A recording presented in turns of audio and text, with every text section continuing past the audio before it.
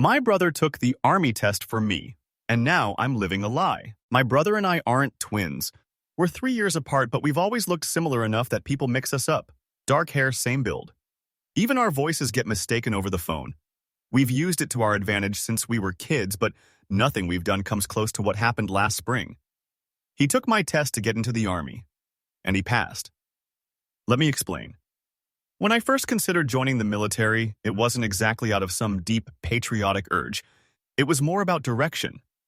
I was 24, still floating between warehouse jobs and night shifts, trying to find something that didn't feel like a dead end. Meanwhile, my older brother Drew had already tried and failed the military entrance exam once, but he still trained like he was going back.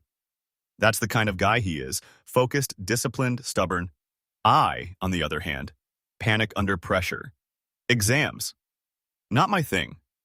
I barely got through high school algebra without breaking out in hives.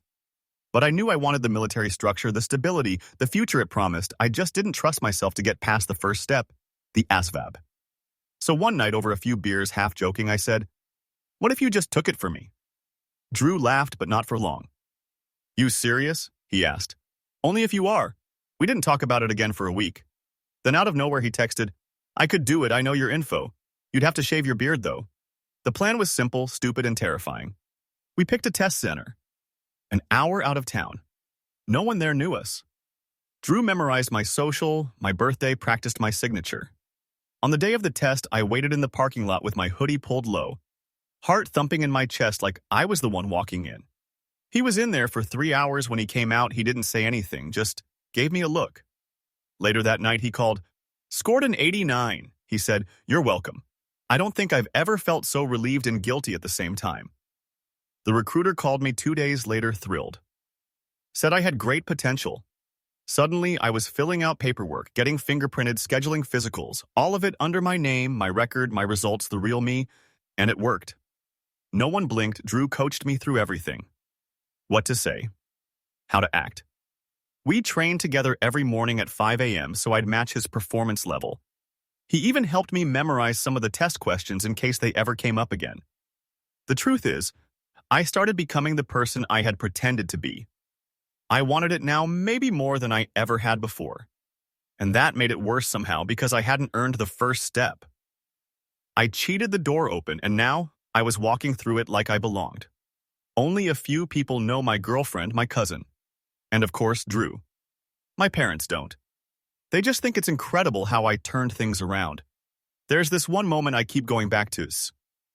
During training, one of the instructors pulled me aside after a run. I thought I was in trouble. Instead, he said, "Whatever your story is, it took guts to get here. Keep showing up like that." And I nodded like I understood, but I didn't. I still don't know if what we did was wrong or right. It wasn't out of laziness. I've worked harder since then than I ever have. But the truth, I never would have made it in the door without Drew.